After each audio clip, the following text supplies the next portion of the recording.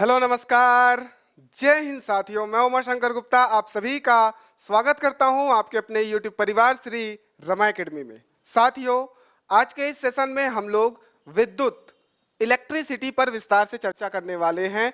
Physics का next topic है। हम लोगों ने फिजिक्स की श्रृंखला शुरू की हुई थी, केमिस्ट्री, बायोलॉजी एक एक करके आता जाएगा। अभी आज हम लोग फिजिक्स का इलेक्ट्रिसिटी पर विस्तार से चर्चा करेंगे, ठीक है। तो शून्य से शिखर तक पहुंचना है, मतलब बिल्कुल बेसिक से उठा रहा हूं जैसा कि आप लोगों को पता है, और हम लोग बेसिक से हाई लेवल तक पहुंचते हैं। अब की बारी हम पटवारी बन के रहेंगे। कमेंट सेक्शन में लिख दो और आगे हमारे साथ जुड़ जाओ।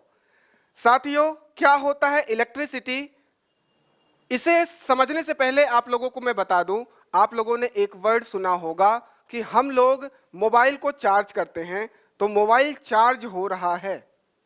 चार्ज हो रहा है मतलब हम लोग आवेशित कर रहे हैं। चार्ज का मतलब आवेश, आवेश मतलब चार्ज। चार्ज कर रहे हैं मतलब क्या। इसके अलावा आपने देखा होगा कि आज के जमाने में कि electric car, electric bike, motorcycle, scooty, ये सभी चीजें आ रही हैं। ऐसा इन लोगों ने दावा करते हैं कि मतलब आप एक बार चार्ज करो 100 किलोमीटर 200 किलोमीटर आप एक बार में चला सकते हो। कहने का मतलब है चार्ज कर रहे हैं हम लोग, मतलब कुछ ना कुछ इसमें एनर्जी हम लोग दे रहे हैं। वह एनर्जी किस फॉर्म में है? चार्ज के फॉर्म में है, आवेश के फॉर्म में है। तो ये चार्ज है क्या, हम लोग शुरुआत यहीं से कर रहे हैं, बिल्कुल बेसिक से, कि चार्ज इसके अंदर जाएगा, फ्लो होगा, उसी फ्लो ऑफ चार्ज को, आवेश के प्रवाह की दर को करंट हम लोग धारा कहते हैं। तो यहां पर हमने क्या किया, करंट दिया। हमने क्या दिया, करंट दिया, इलेक्ट्रिसिटी प्रोवाइड की। इसका मतलब है कि हमने विद्युत ऊर्जा दी है, और इस ऊर्जा को हम लोग मोबाइल चलाने में यूज करने वाले हैं, हम लोग इस कार को चलाने में यूज करने वाले हैं, हम लोग इस बल्ब को जलाने में यूज करने वाले हैं। देखिए यहां से क्या हुई, धारा आई, धारा प्रवाहित हुई, और इसमें क्या हुआ, प्रकाश मिला। मतलब इलेक्ट्रिकल एनर्जी जो है, विद्युत ऊर्जा जो है, वह हमें प्रकाश ऊर्जा के रूप में आउटपुट मिल गया। इसका मतलब सर चार्ज क्या है? सर चार्ज या तो निगेटिव होंगे या तो पॉजिटिव होंगे। आइए हम लोग विस्तार से समझते हैं, ठीक। उससे पहले आज आप लोगों को मैं बता देता हूं कि एमपी पटवारी का टेस्ट सीरीज लॉन्च है, जिसमें 200 से ज्यादा टोटल टेस्ट आपको मिल जाएंगे, जो कि आपको एक्सप्लेन्ड आंसर आपको मिलेगा। मतलब आप जो क्वेश्चंस उसमें सॉल्व करने वाले हो उसका एक्सप्लेनेशन दोनों लैंग्वेज में, बायलिंगुअल हिंदी इंग्लिश दोनों में मिलेगा। ये आपको लेटेस्ट पैटर्न जो आपका है उस पर आधारित है। साथ ही साथ इसमें 20 प्रीवियस ईयर पेपर आप लगा पाओगे, ताकि आप नेचर समझ सको कि हाँ इस लेवल का पेपर पूछेगा। 150 से ज्यादा सब्जेक्टिव, जो आपके 8 सब्जेक्ट है ना, हिंदी, इंग्लिश, आपका साइंस हो गया, मैनेजमेंट हो गया, कंप्यूटर हो गया, जीके हो गया, ये सारे के सारे सब्जेक्ट, ये 150 से ज्यादा सब्जेक्ट वाइज हमने टेस्ट यहाँ पर रखा है। और साथ ही साथ 15 एफएलटी हैं, तो आपको पूरा परीक्षा का माहौल मिलेगा कि हाँ एग्जाम में ऐसे प्रश्न पूछे जाएंगे। और 12 एमपी जीके के टेस्ट हैं। तो अभी जाइए हमारा प्ले स्टोर से डाउनलोड करिए ऐप को, और यूट्यूब चैनल को सब्सक्राइब कर लीजिए। आपको इस तरीके से मजेदार कंटेंट, बिल्कुल जीरो से शिखर तक पहुंचाने वाला कंटेंट आपको मिलेगा। आगे बढ़ते हैं हम लोग। आपको एक एग्जांपल देखे हो कि अगर हमने कंघी को अगर अपने बालों पे रगड़ते हैं, या किसी भी मटेरियल को जो प्लास्टिक वगैरह है उसको जब हम लोग रब करते हैं, और उसके बाद हम धूल के कण यहां पर अगर रखते हैं, या छोटे छोटे पार्टिकल कागज के इन पर अगर लेकर के जाते हैं, तो क्या होता है, ये इसको आकर्षित कर लेता है। हमने क्या किया, हमने कंघी को रब किया इस तरीके की, और हमने क्या किया, धूल के कण या कागज के छोटे टुकड़े इन पर अगर लेकर के जाते हैं, तो ये क्या होता है, ये उसको अपनी तरफ आकर्षित कर लेता है। इसका मतलब क्या हुआ, इसका मतलब ये हुआ कि इस कंघी में पहले आवेश नहीं था, पहले चार्ज नहीं था। जब हमने रब किया तो इसमें आवेश आ गया, इसमें आवेश आ गया, जिससे कि एक शक्ति से मिली, ऊर्जा मिली, जिससे कि अपने आसपास के छोटे छोटे कण को अपनी ओर आकर्षित करने की क्षमता आ गई। यही क्या कहलाता है? आवेश कहलाता है, चार्ज कहलाता है। क्लियर है? समझिए, सबसे पहले हम लोग क्या पढ़ रहे हैं? विद्युत। विद्युत मतलब क्या? सर, चार्ज पार्टिकल्स जो है, आवेश जो है, उसी का जो फ्लो होगा, उसी फ्लो को हम लोग क्या कहेंगे? धारा कहेंगे। और इस ऊर्जा को हम लोग विद्युत ऊर्जा कहेंगे। तो विद्युत कुछ और नहीं, ऊर्जा का एक रूप है, ऊर्जा का रूप है, जिसे हम लोग क्या कर रहे हैं? हम लोग इस ऊर्जा को, विद्युत ऊर्जा को अन्य किसी भी ऊर्जा में, विद्युत ऊर्जा को अन्य किसी भी ऊर्जा में परिवर्तित कर रहे हैं, परिवर्तित कर रहे हैं जिसमें हमको जरूरत है। आप अपने आसपास देखिए, ये देखिए लाइट जल रही है, इसका मतलब है विद्युत ऊर्जा, लाइट प्रकाश ऊर्जा में बदल गई।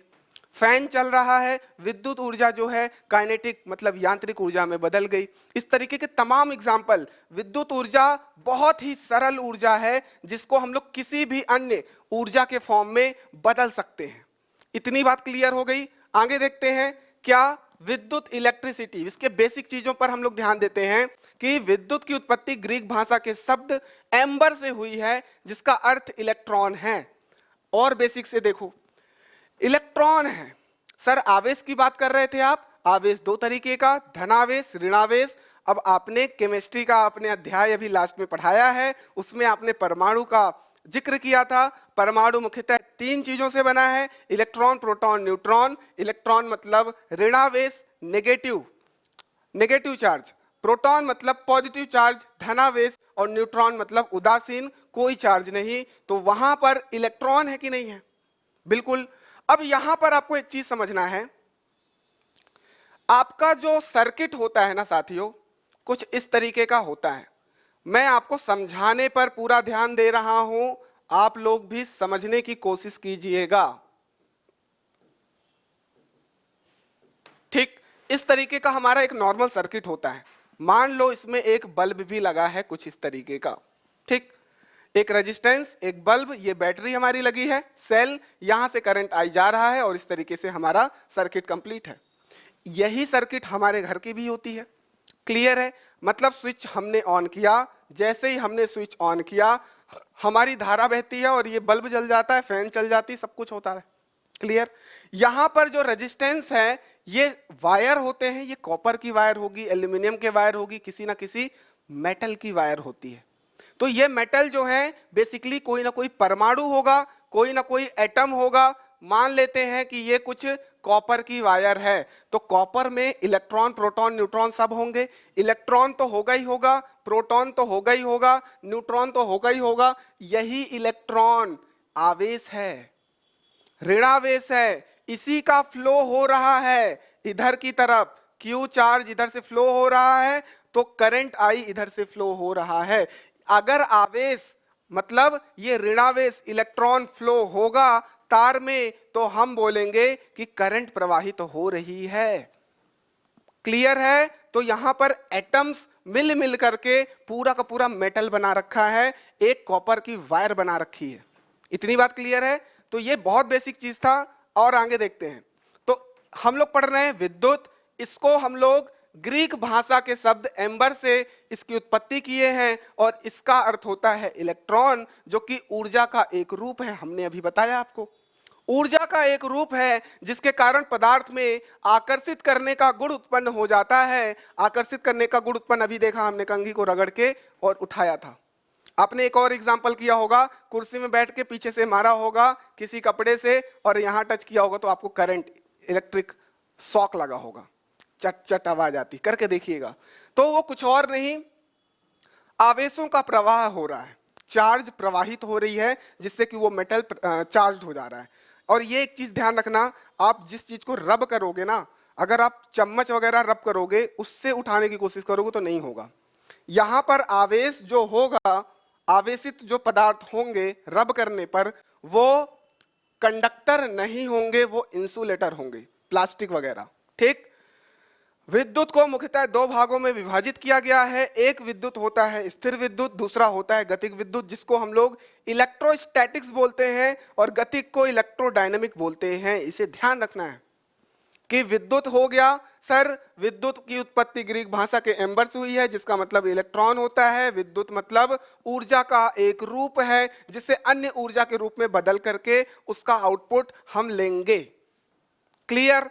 तो यहां स्थिर विद्युत क्या है? जिसके अंतर्गत स्थिर आवेशों का तथा उसके मध्य अन्योन्य क्रियाओं का अध्ययन किया जाएगा। मतलब यहां आवेश जो होंगे वो स्थिर होंगे, धनावेश ऋणावेश स्थिर होंगे, मूव नहीं करेंगे। अगर वो मूव करेंगे तो वो गतिक विद्युत होगा, इलेक्ट्रोडायनामिक होगा। इसके अंतर्गत गतिमान आवेशों का अध्ययन किया जाता है। इसे धारा विद्युत भी कहते हैं, क्योंकि आवेशों के प्रवाह की दर को ही धारा कहते हैं, करंट कहते हैं। क्लियर? इसे नोट कर लो, आगे बढ़ते हैं। अब बात करते हैं आवेश की, विद्युत आवेश की, जिसकी हम लोग चर्चा शुरू से करते आ रहे हैं। चार्ज की हम लोग, कि मोबाइल चार्ज हो गया, कार चार्ज कर लिया हमने, और उसका यूज हम लोग पूरा का पूरे दिन हम लोग उस मोबाइल को चलाएंगे, और उसके बाद हम लोग कार को हम लोग गतिज ऊर्जा देंगे। मतलब उस चार्ज का, उस आवेश का उपयोग करने वाले हैं। तो आवेश क्या होता है? पदार्थ का वह गुण, यह पदार्थ का एक गुण है जिसके कारण वह विद्युत एवं चुंबकीय प्रभाव उत्पन्न करता है। यह इंपॉर्टेंट है। विद्युत प्रभाव, चुंबकीय प्रभाव दोनों उत्पन्न करता है। इलेक्ट्रिक और मैग्नेटिक दोनों टाइप का इफेक्ट ये जनरेट करता है, इसे याद रखोगे, या इसका अनुभव करता है। मतलब आकर्षित करने का, प्रतिकर्षित करने का एक अनुभव। क्लियर है? विद्युत एवं चुंबकीय प्रभाव जिसके कारण वह अपने से हल्की वस्तुओं को अपनी ओर आकर्षित करता है, आवेश कहलाता है। अपने से हल्की वस्तुओं को आकर्षित कर रहा है। हमने अभी देखा, एग्जाम्पल बताया था, कंघी को रगड़ के। ठीक? आवेश एक अदिश राशि है, इसे Q से प्रदर्शित करते हैं, और इसका SI मात्रक क्या होगा? यूनिट क्या होगी? कूलाम होगी। इसे आप लोग को याद रखना है। आवेश जिसको Q चार्ज कहते हैं, ये या तो धनात्मक धनावेश होगा या तो ऋणावेश होगा। धनावेश हम लोग जानते हैं प्रोटॉन को बोलते हैं, ऋणावेश मतलब इलेक्ट्रॉन को बोलते हैं। ये चीज आपको ध्यान रखना है।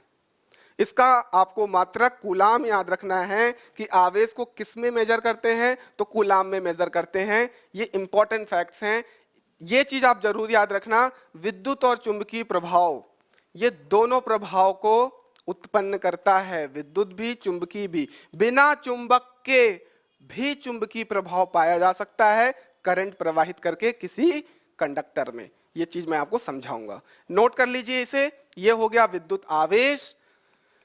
अब बात करते हैं, ये देखो, ये मान लेते हैं हमारा एक आवेश है जो कि धनावेश है। आवेश जो कि धनावेश, इसकी वजह से इतना एरिया एक बना। ठीक? इस पूरे के पूरे एरिया में किसी दूसरे Q चार्ज को लेकर के आता हूं। यहां पर अगर है, ये भी धनात्मक है, ये भी धनात्मक है, ये भी प्लस Q चार्ज है, और ये Q1 हो गया, ये Q2 हो गया।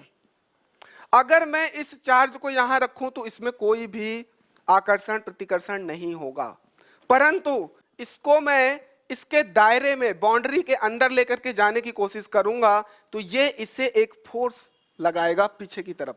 क्यों? क्योंकि दोनों धनात्मक हैं। अगर मैं इसके अंदर लेके जाने की कोशिश करूंगा तो ये इसको धक्का देगा, प्रतिकर्षित करेगा। तो जितने एरिया तक ये फोर्स ऑफ अट्रैक्शन या फोर्स ऑफ रिपल्सन, मतलब आकर्षण और प्रतिकर्षण महसूस करेगा, इस पूरे के पूरे एरिया को हम लोग इलेक्ट्रिक फील्ड कहेंगे। क्या कहेंगे? इलेक्ट्रिक फील्ड मतलब विद्युत क्षेत्र। मतलब विद्युत क्षेत्र, एक ऐसा क्षेत्र जहां पर विद्युत प्रभाव जनरेट हो गया है। मतलब किसी दूसरे आवेश को लेकर के आएंगे तो वो उसको प्रतिकर्षित या आकर्षित करेगा। अगर हम धनावेश को लेकर के आ रहे हैं तो प्रतिकर्षण होगा। अगर हम लोग ऋणावेश को लेकर के आएंगे तो प्लस माइनस दोनों आपस में जुड़ने की कोशिश करेंगे, तो ये इसको आकर्षित करने की कोशिश करेगा माइनस को, और प्लस को ये प्रतिकर्षित करेगा। इस पूरे एरिया को हमने विद्युत क्षेत्र कहा है। इतनी बात क्लियर है? और यहां पर एक चीज ध्यान रखना, अगर हम लोग इस बिंदु पर हैं और इस बिंदु पर हैं, ए पॉइंट पर, बी पॉइंट पर हमको आकर्षण प्रतिकर्षण कहां ज्यादा मिलेगा? बी पर मिलेगा। मतलब जितना हम नजदीक जाएंगे, विद्युत क्षेत्र की तीव्रता, इंटेंसिटी ऑफ इलेक्ट्रिक फील्ड, विद्युत क्षेत्र की तीव्रता ज्यादा होगी अगर हम जितना क्लोज जाएंगे, पास जाएंगे। जितना दूर रहेंगे विद्युत क्षेत्र की तीव्रता उतना कम होगी, और जितना पास जाएंगे विद्युत क्षेत्र की तीव्रता उतनी ज्यादा होगी। इसे हम लोग ई से डिनोट करते हैं, विद्युत क्षेत्र की तीव्रता। इतनी बात क्लियर है? इसे आप लोग नोट कर लीजिए, आगे हम लोग बात करते हैं।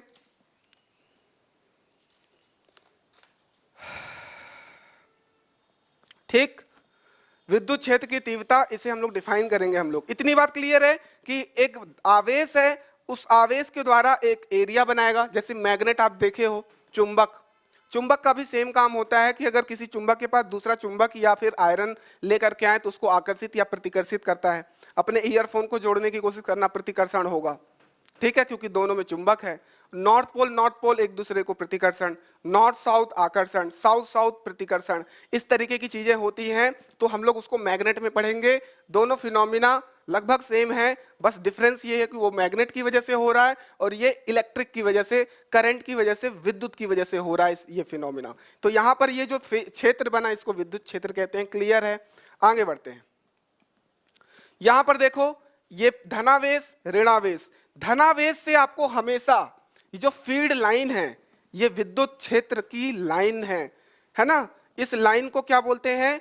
विद्युत की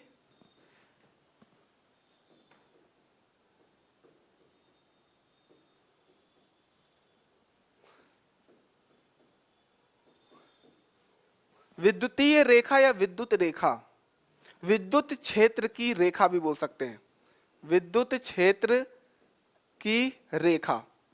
अब यहां पर ध्यान क्या रखना है?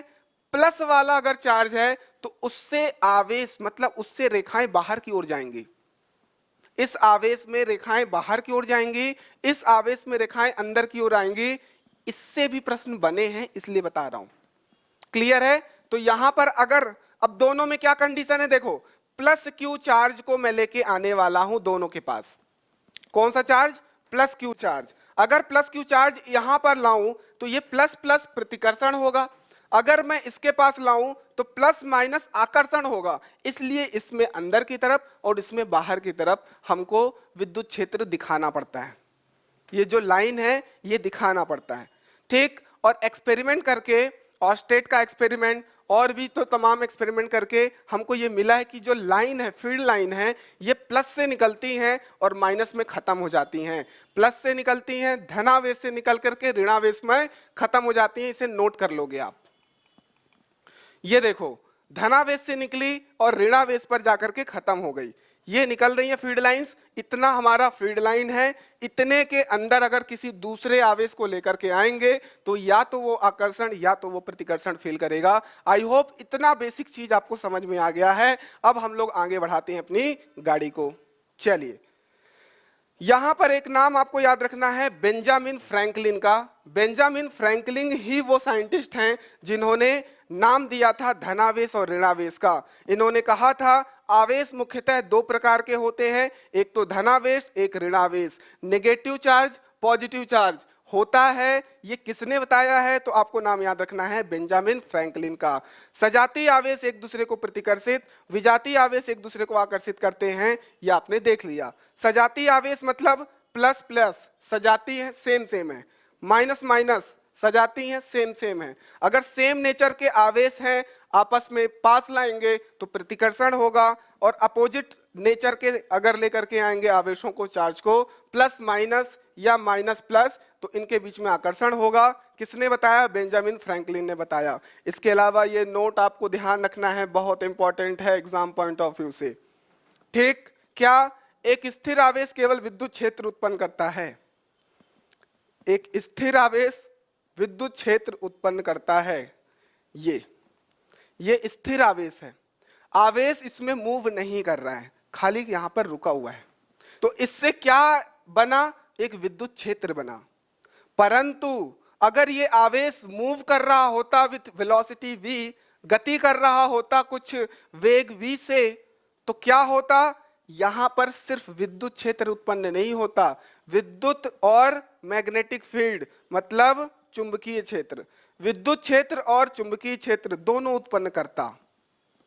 अगर कोई चार्ज, कोई आवेश सिर्फ रुका है तो विद्युत क्षेत्र बनेगा, अगर वो गतिमान है तो विद्युत क्षेत्र के साथ चुंबकीय क्षेत्र भी बनेगा, और अगर वो गतिमान के साथ साथ एक्सेलरेटेड है, त्वरित है, मतलब उसके वेग में परिवर्तन हो रहा है समय के साथ, तो आवेश, विद्युत क्षेत्र, चुंबकीय क्षेत्र और विकिरण तीनों उत्पन्न करेगा। विद्युत क्षेत्र, चुंबकीय क्षेत्र और विकिरण तीनों उत्पन्न करेगा। फिर से बता रहा हूं, आवेश रुका है तो सिर्फ विद्युत क्षेत्र उत्पन्न करेगा, इलेक्ट्रिक फील्ड जनरेट करेगा। अगर आवेश नियत चाल से गतिमान है तो विद्युत क्षेत्र के साथ चुंबकीय क्षेत्र, electric field plus magnetic field दोनों फील्ड जनरेट होंगे। अगर वह त्वरित गति कर रहा है मतलब उसकी स्पीड बढ़ रही है या घट रही है समय के साथ, तो हम बोलेंगे विद्युत क्षेत्र, चुंबकीय क्षेत्र और विकिरण, रेडिएशन तीनों उत्पन्न करेगा। बहुत इंपॉर्टेंट है, नोट कर लीजिए, ये आप नोट कर लो। लाइक चार्जेस रिपल और अपोजिट चार्जेस अट्रैक्ट, ये मतलब मैंने समझा दिया है। Plus plus, minus minus repulsion, plus minus attraction.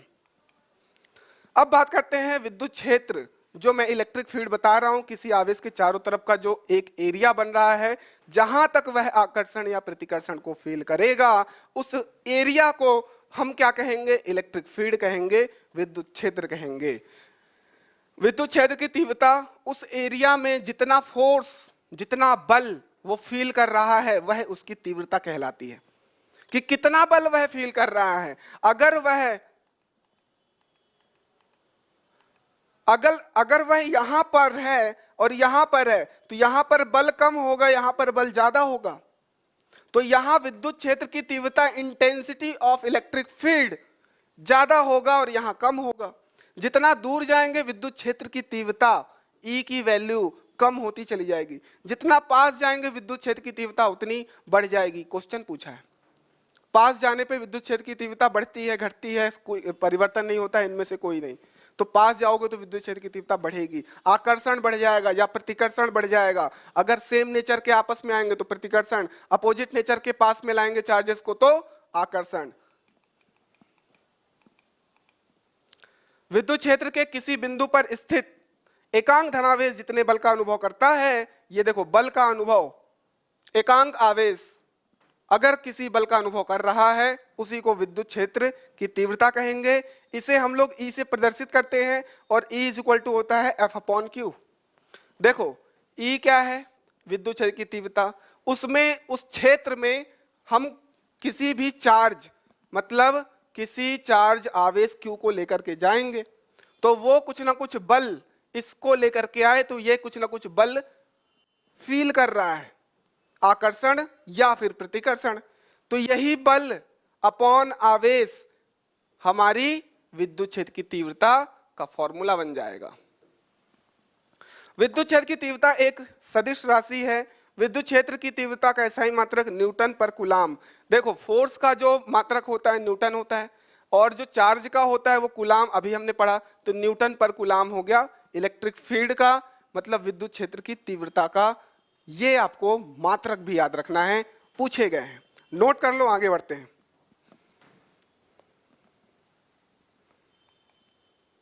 अब बात करते हैं विद्युत धारा की। आवेश सिर्फ इतना याद रखना है कि चार्ज मतलब Q या तो धनात्मक या तो ऋणात्मक, या तो वो इलेक्ट्रॉन होगा या तो प्रोटॉन होगा, यही हमको याद रखना है, ठीक। अब बात करते हैं धारा की, मतलब विद्युत धारा मतलब करंट। हम बोलते हैं कि सर वायर में करंट फ्लो हो रहा है, सर हमारे लैपटॉप के जो चार्जर हैं उसमें हमने लगाया, प्लग में ऑन किया, वहां से धारा प्रवाहित हुई, हमारे लैपटॉप को वो चार्ज कर रहा है। धारा आई, वो इलेक्ट्रिक एनर्जी आई, और वो हमको मिल गया हमारे अन्य रूप के चार्ज, मतलब हमारे किसी दूसरे ऊर्जा के रूप में हमें मिल गया, और उसका हम लोग इस्तेमाल कर रहे हैं, आउटपुट ले रहे हैं। तो यहां पर धारा क्या है, एकांक समय में चालक तार में प्रवाहित आवेश की मात्रा, मतलब किसी समय में आवेश कितना प्रवाहित हो रहा है, जो आवेश की मात्रा है वही तो हमारी धारा कहलाएगी। मतलब आवेश क्या, आवेश मतलब होता है क्यू चार्ज। किसी टाइम पीरियड टी या एकांक समय 1 सेकंड में कितनी धारा प्रवाहित हो गई उस तार में, 1 सेकंड में कितनी कितनी हमारे आवेश की मात्रा प्रवाहित हो गई, वही हमारी करंट धारा कहलाती है। ध्यान रखो, 1 सेकंड में कितने आवेश की मात्रा प्रवाहित हुई है, वही हमारी करंट धारा कहलाएगी। क्लियर है? एसआई मात्रक अगर देखेंगे धारा की तो एम्पियर होता है, एक बच्चा बच्चा जानता है, छोटी क्लास में आप पढ़ रखे हो। इसका संकेतक ए होता है कैपिटल। यह एक अदिश राशि है।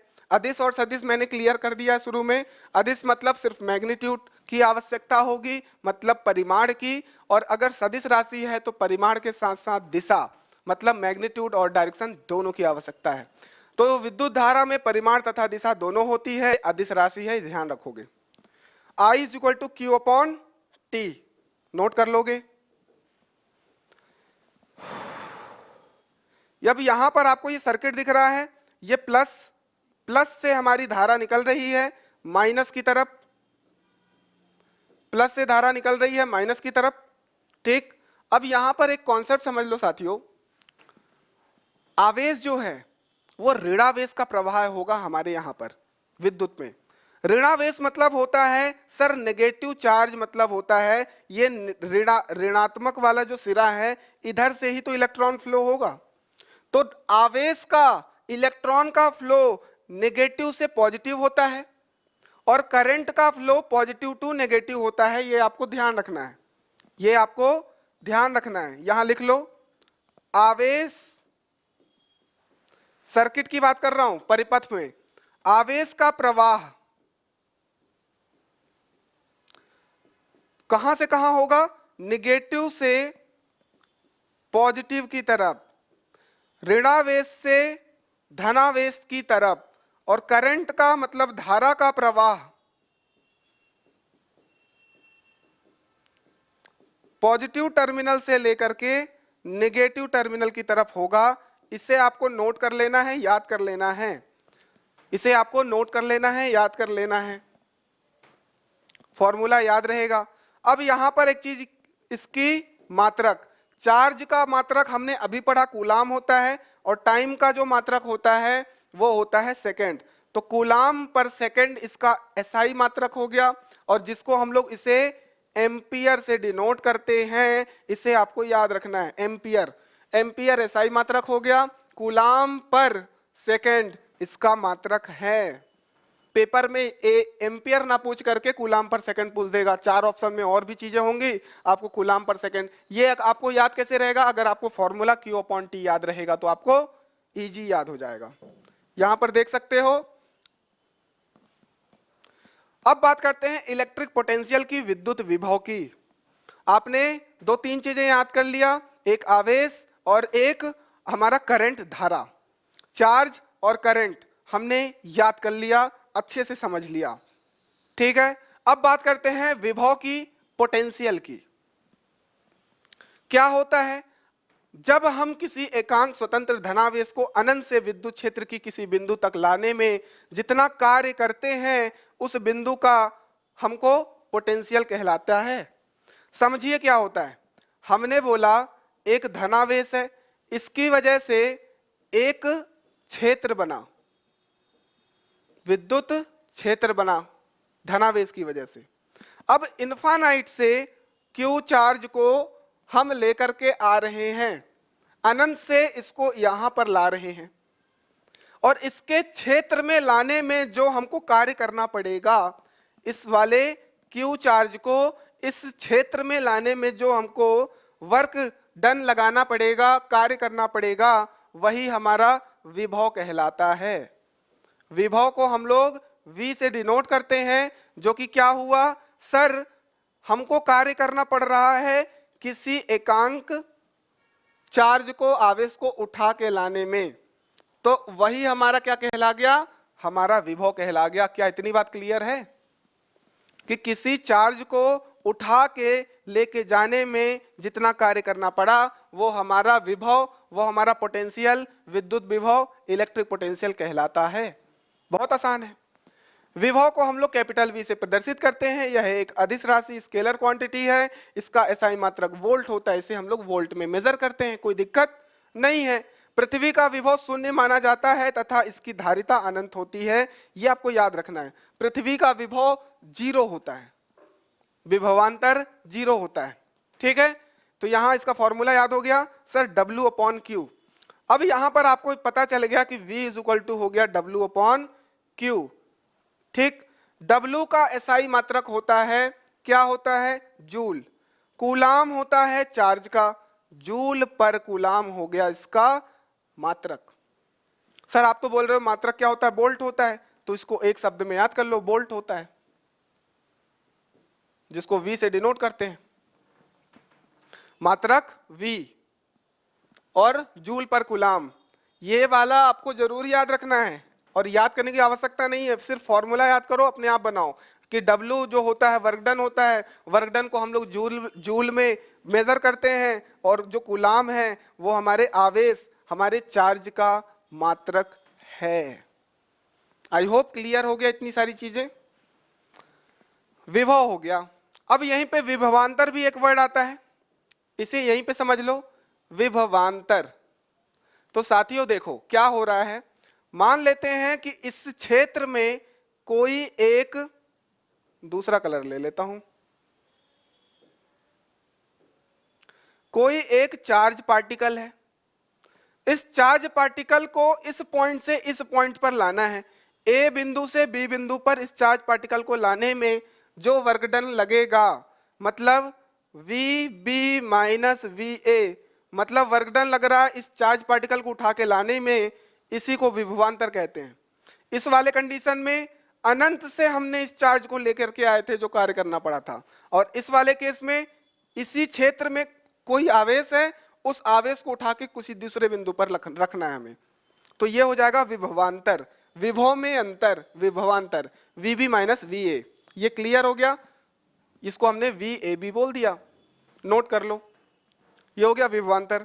इसकी भी एसआई मात्रक वही होगी, वोल्ट होगी, कोई दिक्कत नहीं है। अब बात करते हैं ओम का नियम, ओम्स लॉ, बहुत इंपॉर्टेंट है। एक साइंटिस्ट हैं ओम, इन्होंने क्या कहा, इन्होंने कहा कि अगर किसी परिपथ में करंट मतलब धारा I प्रवाहित हो रही है और उसका विभव या विभवांतर V है, तो V जो है वो डायरेक्टली प्रोपोर्शनल होगा I के। मतलब विभवांतर जो पोटेंशियल डिफरेंस है वो हमेशा समानुपाती होगा उस परिपथ में बहने वाले धारा के। ये किसने कहा, ये ओम ने कहा, और इस स्टेटमेंट को ओम का नियम कहते हैं। उन्होंने कहा कि यदि किसी चालक कंडक्टर की भौतिक अवस्था जैसे कि ताप, यांत्रिक विकृति, इसमें परिवर्तन ना हो, भौतिक अवस्था ज्यों की त्यों बनी रहे, ताप में कोई परिवर्तन नहीं हो रहा है, उसकी विकृति में, यांत्रिक विकृति में कोई परिवर्तन नहीं हो रहा है, तब उसमें जो चालक में जो बहने वाली धारा है उसके सिरों के बीच लगाए गए विभवांतर के समानुपाती होती है। मतलब V डायरेक्टली प्रोपोर्शनल होगा I के, विभवांतर जो है समानुपाती होगा बहने वाली धारा के। ऐसा किसने कहा, ऐसा ओम ने कहा, इसलिए इस नियम को ओम्स लॉ कहते हैं, ओम का नियम कहते हैं। याद रखोगे, मतलब अगर हम लोग इसकी समानुपाती का चिन्ह हटाएं तो V = एक कांस्टेंट वैल्यू आ जाएगी R, और यह हो जाएगा V = RI। जब भी हम किसी समानुपात का चिन्ह हटाते हैं तो एक कांस्टेंट वैल्यू आती है, उस कांस्टेंट वैल्यू का नाम यहाँ पर R है, जिसको हम लोग R को प्रतिरोध कहते हैं। क्या कहते हैं, प्रतिरोध, रेजिस्टेंस, इंग्लिश मीडियम रेजिस्टेंस। ठीक है, V = IR। यहां R एक अनुपातिक नियतांक है, इसे चालक का प्रतिरोध, रेजिस्टेंस कहते हैं। इसे नोट कर लो, फिर मैं आपको प्रतिरोध R पर विस्तार से चर्चा कराता हूं। ठीक, क्या होता है प्रतिरोध, रेजिस्टेंस। प्रतिरोध नाम में ही लिखा है रोध, रजिस्ट करना, रोध, किसी चीज के खिलाफ रजिस्ट करना, रोकना, तो यहां पर एक धारा प्रवाहित हो रही है, करंट प्रवाहित हो रही है। मान लेते हैं कॉपर का वायर है, इस कॉपर के वायर में हमने धारा आई प्रवाहित किया। तो धारा प्रवाहित कर रहे हैं तो इस धारा को कोई ना कोई रोकेगा, उस रोकने वाली चीज को ही प्रतिरोध कह रहे हैं। मतलब इस कॉपर वायर का कुछ ना कुछ प्रतिरोध होगा। अगर कॉपर की जगह एल्यूमिनियम ले लें, अगर कॉपर की जगह एल्यूमिनियम ले लें या हम लोग सिल्वर ले लें, ठीक, तो अलग अलग चालक में प्रतिरोध अलग अलग होगा, रोकने की क्षमता अलग अलग होगी, इसीलिए इसका नाम प्रतिरोध रखा गया है। ठीक है, तो यहां पर आप डायरेक्टली कंडक्टर को प्रतिरोध बोल सकते हो, किसी भी कंडक्टर को आप डायरेक्टली प्रतिरोध बोल सकते हो, क्योंकि उसमें कुछ ना कुछ आवेश को रोकने की क्षमता होगी। ठीक है, और यहां रोक किसको रहा है? आवेशों को रोक रहा है, क्योंकि आवेश प्रवाह की दर ही तो करंट धारा कहलाती है। आवेश प्रवाह की दर, आवेश का जो प्रवाह हो रहा है वही तो हमारी करंट कहलाती है। करंट कुछ और नहीं है, आवेश का प्रवाह ही करंट कहलाता है। ठीक, प्रतिरोध क्या है? तो प्रतिरोध किसी चालक का प्रतिरोध उसका वह गुण है जिसके कारण वह विद्युत धारा के मार्ग में व्यवधान उत्पन्न करता है। और इसका एसआई मात्रक की बात करें तो इसका एसआई मात्रक ओम होता है। अगर इसके प्रदर्शित किससे डिनोट करते हैं तो इसको आर से प्रदर्शित करते हैं, और यह एक अदिश राशि है, स्केलर क्वांटिटी है। इतनी बात याद हो गया। प्रतिरोध क्या है? सर कंडक्टर को डायरेक्टली हम प्रतिरोध बोल सकते हैं, मतलब वह एक गुण है जो कि धारा के प्रवाह को रोकने की क्षमता रखता है। यह एसआई मात्रक ओम हो गया, आर से प्रदर्शित कर रहे हैं, अदिश राशि है। और हमने अभी पढ़ा V डायरेक्टली प्रोपोर्शनल I होता है, V is equal to R I हो गया। हमने प्रोपोर्शनलिटी हटाई, यहीं से R इज इक्वल टू अगर देखें तो R को यही रहने दिया, I नीचे ले आए तो V अपॉन I, ये हमारे प्रतिरोध का फॉर्मूला हो गया।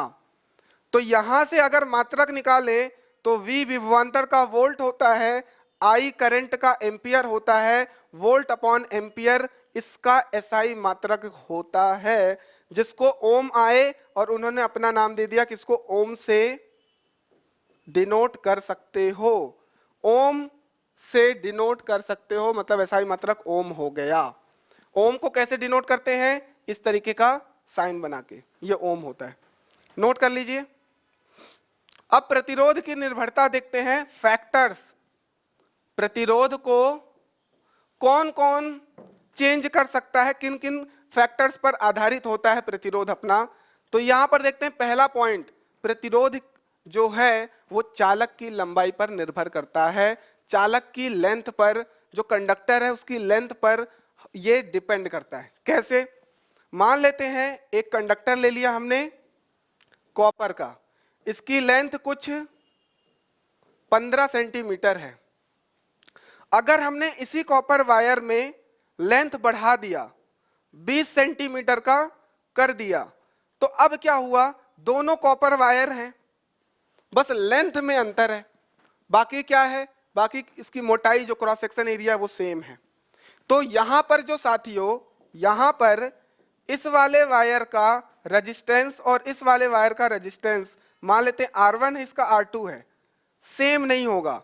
लेंथ बढ़ गई तो रेजिस्टेंस बढ़ गया, प्रतिरोध बढ़ गया, मतलब इसका R2 है तो R2 ग्रेटर देन होगा R1 के, मतलब इस वाले वायर का प्रतिरोध ज्यादा होगा इस वाले वायर के।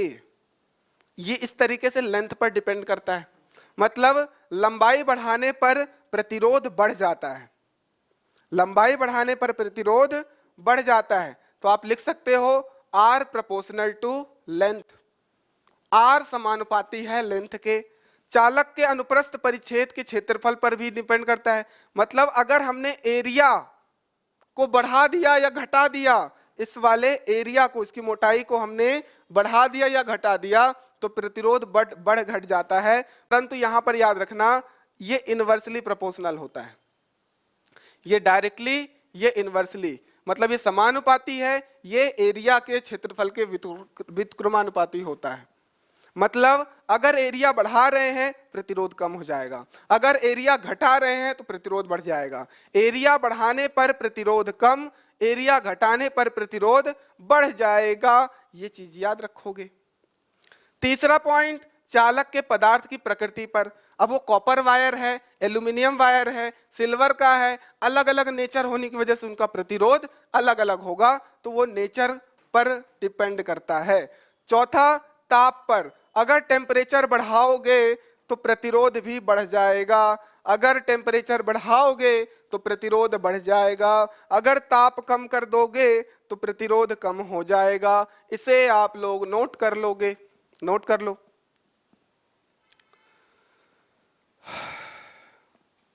अब यहां पर एक पॉइंट याद रखना, मैंने पहला पॉइंट बताया आर जो है समानुपाती है उसकी लंबाई के, है ना, किसी भी कंडक्टर चालक के लंबाई के समानुपाती होता है, और उस चालक के क्षेत्रफल के व्युत्क्रमानुपाती होता है, एरिया के इनवर्सली प्रोपोर्शनल होता है। तो यहां से इनको साथ में लिखोगे तो L बाई ए हो जाएगा, लेंथ अपॉन एरिया। इसको जब प्रोपोर्शनलिटी हटाओगे तो एक सिग्मा का चिन्ह आएगा, और बाकी चीजें ज्यों का त्यों लिख लोगे। इसको हम लोग बोलते हैं, सिग्मा को अलग लिख लो, R into A by L. देखो सिग्मा यहां रहने दिया, एरिया नीचे है, ये मल्टीप्लाई में आ गया, लेंथ मल्टीप्लाई में नीचे आ गया, तो यहां से ये आ गया। इसको बोलते हैं हम लोग विशिष्ट प्रतिरोध, इसको हम लोग बोलते हैं विशिष्ट प्रतिरोध, स्पेसिफिक रेजिस्टेंस, विशिष्ट प्रतिरोध।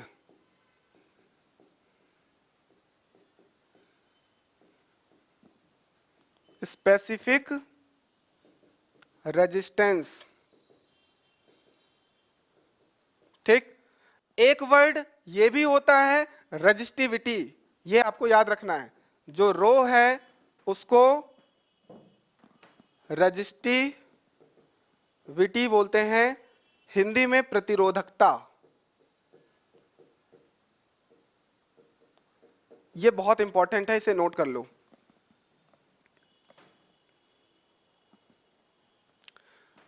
क्लियर है? हमने क्या किया, प्रतिरोध जिन जिन फैक्टर पर डिपेंड करता है, निर्भर करता है, उनको हमने एक साथ ले लिया। लेंथ और एरिया, लंबाई बढ़ाने पर प्रतिरोध बढ़ जाएगा, एरिया बढ़ाने पर प्रतिरोध घट जाएगा। डायरेक्टली प्रोपोर्शनल, इनवर्सली प्रोपोर्शनल जोड़ दिया, प्रोपोर्शनल साइन हटाया, तो हमें जो कांस्टेंट वैल्यू मिली इसको विशिष्ट प्रतिरोध कहते हैं, स्पेसिफिक रेजिस्टेंस या रेजिस्टिविटी, प्रतिरोधकता कहते हैं। अब इसकी एसआई यूनिट पूछा है आपको, और इससे संबंधित क्वेश्चन भी पूछे हैं, तो आइए इसका हम लोग एसआई यूनिट निकालते हैं। आपको पता चल गया rho is equal to R A upon L है, यहीं से निकाला है हमने, एरिया को ऊपर ले गए, लेंथ को नीचे ले आए हैं, प्रतिरोध इज इक्वल टू, ठीक है, आर के मल्टीप्लाई में एरिया आ गया, लेंथ अपने डिवाइड में आ गया, कोई दिक्कत नहीं है। आर का एसआई मात्रक होता है ओम, एरिया का होता है मीटर स्क्वायर, और लेंथ का होता है मीटर। एक मीटर से मीटर कट गया तो बच गया क्या, ओम मीटर। ये हो गई एसआई मात्रक, ओम मीटर, एसआई मात्रक किसकी, प्रतिरोधकता की, विशिष्ट प्रतिरोध की। नोट कर लीजिए।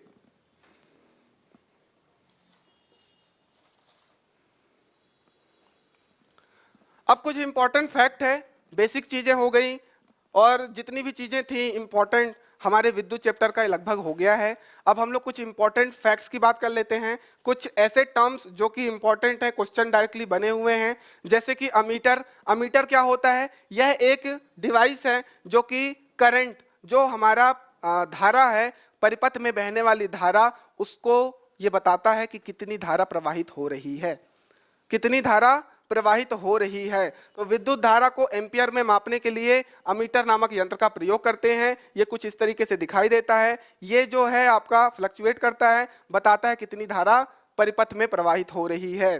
श्रेणी, ये हमेशा श्रेणी क्रम में, मतलब सीरीज में लगता है, मतलब परिपथ में सीरीज में लगाया जाएगा, समानांतर नहीं लगाया जाएगा। एक आदर्श अमीटर का जो प्रतिरोध होता है वह शून्य होता है, जो हालांकि होता नहीं है शून्य, अगर किसी भी अमीटर को लगाओगे परिपथ में तो उसका भी कुछ ना कुछ प्रतिरोध होता है। ऐसा इम्पॉसिबल है कि मतलब प्रतिरोध जीरो हो जाए। ठीक है, तो आपको ये याद रखना है, आदर्श अमीटर की बात कर रहा है और आइडियल कोई चीज होती नहीं है। ठीक है, तो आदर्श प्रतिरोध का जो मान है वह शून्य होता है, ये याद रखोगे। वोल्ट मीटर क्या है? वोल्ट मीटर भी एक डिवाइस है जो कि विभवांतर मापने के लिए यूज होता है। ये धारा मापने के लिए यूज होता है और ये विभवांतर मापने के लिए यूज होता है, ये एम्पियर में और ये वोल्ट में। क्लियर है? तो किन्हीं दो बिंदुओं, परिपथ के किन्हीं दो बिंदुओं के बीच विभवांतर मापने में इसका उपयोग करते हैं। यह परिपथ के सदैव समानांतर क्रम में, यहां पर याद रखोगे, ये समानांतर क्रम में पैरेलल और ये सीरीज में श्रेणी क्रम में जोड़ा जाता है। इसको बहुत इंपॉर्टेंट पॉइंट है, याद कर लो। एक आदर्श वोल्टमीटर का प्रतिरोध हमेशा अनंत होता है, ये याद रखना। सीरीज में है, ये पैरेलल में है, मतलब समानांतर है, तो यहां पर आपको याद रखना है कि इसका अनंत होता है, इसका शून्य होता है। इसका कारण यह होता है कि जब हम लोग अपॉन में करते हैं चीजें, तो अगर जीरो है तो जीरो को डिवाइड करने पर अनंत आता है। ये वाला कॉन्सेप्ट है, आपको सिर्फ याद रख लो कि वोल्ट मीटर अगर आदर्श है तो उसका प्रतिरोध अनंत होगा, अगर हमारा अमीटर आदर्श है तो उसका प्रतिरोध शून्य होगा, आर रेजिस्टेंस शून्य होगा। ये चीज आपको याद रखना है, नोट कर लोगे। अगला पॉइंट में देखेंगे गैल्वेनोमीटर और विद्युत फ्यूज। गैल्वेनोमीटर ये भी एक डिवाइस है जो कि क्या मेजर कर रहा है? धारा, करंट को। ये भी क्या धारा? करंट को ही मेजर कर रहा है। सर अमीटर कम पड़ गया था क्या कि आपको गैल्वेनोमीटर लाना पड़ा? तो मुझे नहीं लाना पड़ा। ये लाने की आवश्यकता का कारण क्या है? यहां पर आप देख पा रहे हो, इसकी सहायता से 10 की पावर -6 एम्पियर तक की धारा को मापा जा सकता है। मतलब 10 की पावर -6 साथियों, बहुत छोटी वैल्यू होती है। 10 की पावर -6 एम्पियर मतलब बहुत छोटी वैल्यू है। इतने कम करंट की वैल्यू को भी मेजर करने के लिए हम कोई ना कोई डिवाइस बनाएंगे, उसको हम लोग बोलेंगे गैल्वेनोमीटर। अमीटर से नहीं मेजर कर पाते हैं, अमीटर में एक्यूरेसी नहीं आ पाती है। अमीटर में 1 एम्पियर, 2 एम्पियर, 2.5 एम्पियर, 2.6, अगर हमको बात करना पड़ेगा 0.5 एम्पियर, 0.1 एम्पियर, 0.15 एम्पियर, तब हमको गैल्वेनोमीटर चाहिए। मतलब कम धारा, बहुत कम धारा को अगर मापना है तो गैल्वेनोमीटर, अधिक धारा को मापना है तो अमीटर। आई होप याद हो गया। विद्युत फ्यूज की बात करें तो इलेक्ट्रिक फ्यूज आप सभी ने देखा होगा। आप लोग ये वर्ड यूज किए होंगे, मम्मी फ्यूज उड़ गया है घर का, मम्मी फ्यूज उड़ गया है, तो हम क्या बुला लें इलेक्ट्रिशियन को? तो फ्यूज वायर कुछ इस तरीके से आपने देखा होगा। ये आपका बॉक्स होता है, इसमें फ्यूज वायर ऐसे करके लगाते हैं, ये फ्यूज वायर ऐसे करके होता है। ठीक, ये कुछ लोग बोलते हैं कि अच्छा मोटा लगा देना कि टूटे ही नहीं, गलत करते हो। ये क्यों लगाया जाता है? ताकि ज्यादा वोल्टेज घर में आए तो ये गल के टूट जाए। इसका गलनांक काफी कम होता है, तो ये गल के टूट जाए। इससे क्या होगा? करंट हमारे घर के अंदर नहीं आएगी। अगर हाई वोल्टेज आ रहा है जो कि नुकसान पहुंचा सकता है हमारे अप्लायंसेस को, हमारे घर के अंदर बहुत महंगे महंगे अप्लायंसेस होते हैं, कंप्यूटर, लैपटॉप, इसके अलावा फ्रिज, कूलर, है ना, गीजर, ये सब क्या हो सकते हैं? ब्लास्ट हो सकते हैं, शॉर्ट सर्किट हो सकते हैं अगर हाई वोल्टेज की करंट आ गई तो। ठीक है, तो यहां पर फ्यूज वायर इसलिए यूज करते हैं सुरक्षा के लिए, ताकि हम लोग क्या कर सकें, विद्युत फ्यूज का परिपथ में जो है सुरक्षा प्रयोग ला सके, हाई वोल्टेज की करंट को रोका जा सके, कम वोल्टेज की करंट को रोका जा सके। यह सदैव परिपथ के साथ श्रेणी क्रम में होता है, ये ध्यान रखना है। इसका गलनांक काफी कम होता है, ये ध्यान रखना है। गलनांक काफी कम होता है, क्यों? तो हम चाहते हैं कि गल के टूट जाए ताकि हमारे उपकरण जो घर के हैं अप्लायंसेस वो सब सेफ रहें। क्लियर? आगे देखते हैं। शंट का उपयोग। शंट क्या है? ये एक तरीके का वायर होता है, तार होता है। शंट एक अत्यंत कम प्रतिरोध वाला तार होता है जिसका प्रतिरोध आर, रेजिस्टेंस काफी कम होता है। इसका यूज क्यों करते हैं?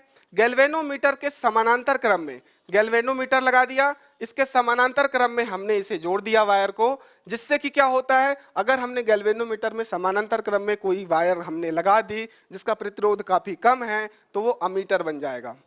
अगर इसी वायर को, शंट को, अगर हमने श्रेणी क्रम में लगा दिया, अगर हमने श्रेणी क्रम में लगा दिया उच्च प्रतिरोध वाला, तो हम लोग उसे वोल्ट मीटर बना सकते हैं। मतलब गैल्वेनोमीटर को अमीटर बनाना है या वोल्ट मीटर बनाना है तो शंट का उपयोग करते हैं। शंट अगर हमने समानांतर क्रम में लगाया है तो अमीटर बना लेंगे, अगर हमने वोल्ट मीटर बनाना है तो श्रेणी क्रम में लगाएंगे। ये चीज ध्यान रखोगे, इजी है। अगर बात करते हैं ट्रांसफार्मर की, बहुत इंपॉर्टेंट है, सब लोग देखे होंगे ट्रांसफार्मर। तो ट्रांसफार्मर भी एक डिवाइस है जो कि क्या कर रहा है, उच्च विभव वाले करंट को, जो हाई वोल्टेज की अल्टरनेटिंग करंट है, एसी करंट है, उसको क्या करता है, लो वोल्टेज की करंट में बदलता है, और निम्न वोल्टेज लो वोल्टेज की करंट को हाई वोल्टेज की करंट बनाने का काम करता है। ट्रांसफार्मर मतलब ट्रांसफॉर्म करना, हाई वोल्टेज की करंट को निम्न, निम्न को उच्च। ठीक, तो पढ़ सकते हो, उच्च एसी वोल्टेज वाले को निम्न एसी वोल्टेज में और निम्न एसी वोल्टेज वाले को उच्च एसी वोल्टेज में बदल देता है। यह केवल प्रत्यावर्ती धारा एसी के लिए प्रयुक्त किया जाता है, इसमें याद रखना, ये सिर्फ और सिर्फ एसी के लिए, प्रत्यावर्ती धारा के लिए प्रयुक्त किया जाता है। सर ये प्रत्यावर्ती धारा, डायरेक्ट करंट और अल्टरनेटिव करंट क्या होता है, मतलब दिष्ट धारा, प्रत्यावर्ती धारा क्या होता है, इसे पहले नोट कर लो। ये समझ गए ट्रांसफार्मर क्या होता है।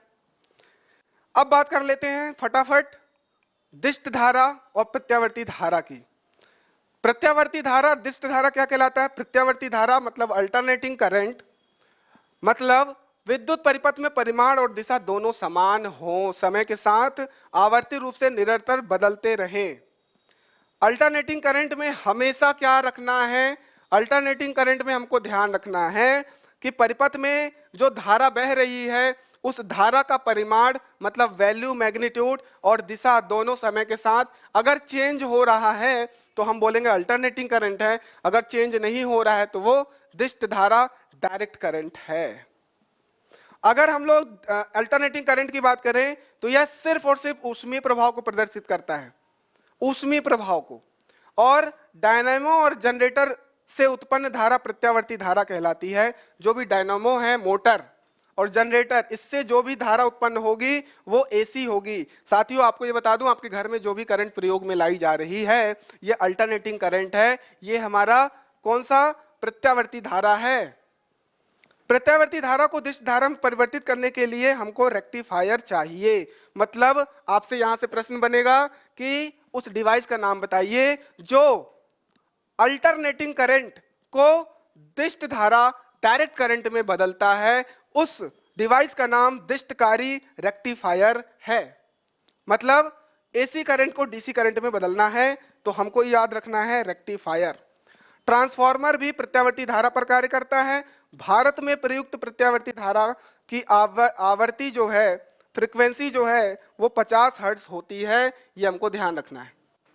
दिष्ट धारा की बात कर लें, ये देखो, ये हो गई हमारी प्रत्यावर्ती धारा, कंटिन्यूअसली क्या कर रहा है, फ्लक्चुएट कर रहा है, टाइम के साथ इसका मैग्नीट्यूड कंटिन्यूअसली चेंज हो रहा है और दिशा भी परिवर्तित हो रही है।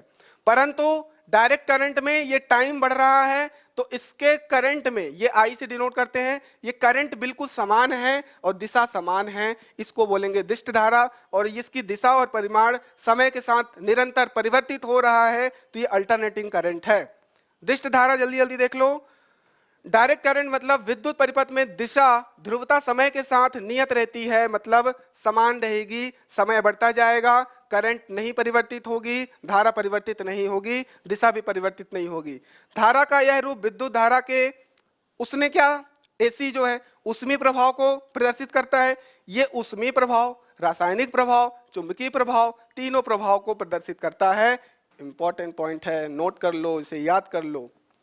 दिष्ट धारा को प्रत्यावर्ती धारा में परिवर्तित करने के लिए इन्वर्टर, वहां हमने क्या याद किया था, एसी को डीसी में बदलने के लिए रेक्टिफायर। यहां पर दिष्ट धारा को प्रत्यावर्ती धारा में, मतलब डीसी करंट को एसी करंट में बदलने के लिए जिस डिवाइस को यूज करेंगे वो इन्वर्टर है। मतलब घर में जो इन्वर्टर हम यूज कर रहे हैं, मैंने आपको बोला घर में हमारे एसी करंट यूज की जाती है, तो उस इन्वर्टर से जो करंट निकल रही है वो एसी करंट है, प्रत्यावर्ती धारा है, और उसमें स्टोर हो रही है डीसी फॉर्म में। मतलब डायरेक्ट करंट के फॉर्म में स्टोर हो रही है इन्वर्टर में। तो इन्वर्टर का काम क्या हो गया कि दिष्ट धारा को प्रत्यावर्ती धारा में परिवर्तित कर सकती है। बैटरी सेल को अगर आवेशित कर दें तो वो दिष्ट धारा को ही उपयोग किया जाता है। मतलब बैटरी सेल को आवेशित करने के लिए दिष्ट धारा का प्रयोग किया जाता है। मतलब आवेशित करना है किसी बैटरी या सेल को तो हमको क्या चाहिए, दिष्ट धारा चाहिए। आई होप आपको क्लियर हो गया। ये आपका नोट कर लो, सेम चीज है जो मैंने सारे नोट्स बताए हैं आपको, जितने पॉइंट्स बताए हैं। ठीक, यहां पर एक चीज और, डायनामो मतलब जनरेटर होता है। इससे आपको याद रखना है कि डायनामो जो है, जनरेटर जो है, वो यांत्रिक ऊर्जा मतलब मैकेनिकल एनर्जी को इलेक्ट्रिकल एनर्जी में मतलब विद्युत ऊर्जा में बदलता है, और एक मोटर जो है वो विद्युत ऊर्जा मतलब इलेक्ट्रिकल एनर्जी को मैकेनिकल एनर्जी मतलब यांत्रिक ऊर्जा में परिवर्तित करता है। इतना याद रखो। ये देखो जनरेटर आप लोगों ने देखा होगा, जनरेटर जो है यांत्रिक ऊर्जा मैकेनिकल एनर्जी को विद्युत ऊर्जा में, और इलेक्ट्रिक मोटर जो है विद्युत ऊर्जा को यांत्रिक ऊर्जा में बदलता है। ये दोनों यंत्र हैं। यह विद्युत चुंबकीय प्रेरण सिद्धांत पर कार्य करता है और यह विद्युत चुंबकीय प्रेरण सिद्धांत पर कार्य नहीं करता है। ये पॉइंट्स हमको याद रखना है। मोटर आप लोगों ने देखा ही होगा, ये मोटर है, पंप वंप देखा ही होगा, इसका उपयोग करते हुए आप लोग बहुत आगे बढ़े होंगे। ठीक है, तो आई होप आज का लेक्चर आपको ये पूरा का पूरा समझ में आ गया। ठीक है, पूरा करंट, पूरा का पूरा आवेश वाला चैप्टर मतलब इलेक्ट्रिसिटी वाला पोर्शन पूरा का पूरा समझ में आ गया। जहां आपको समझ में नहीं आया हो आप कमेंट करके पूछ सकते हो। हमारे टेलीग्राम चैनल को यहाँ पर आप जुड़ जाइए, ऐप को डाउनलोड कर लीजिए। हमारा जो पटवारी का जो हमने कोर्स लॉन्च किया है मतलब टेस्ट सीरीज, उसे अवेल कर लीजिए। बाकी के सोशल मीडिया से जुड़ जाइए। ठीक है, कोई भी दिक्कत हो कमेंट कर सकते हो। ठीक, जम के मेहनत करो। ठीक, तब तक के लिए अपना स्वास्थ्य का ध्यान रखिए और प्यार बनाए रखिए। धन्यवाद।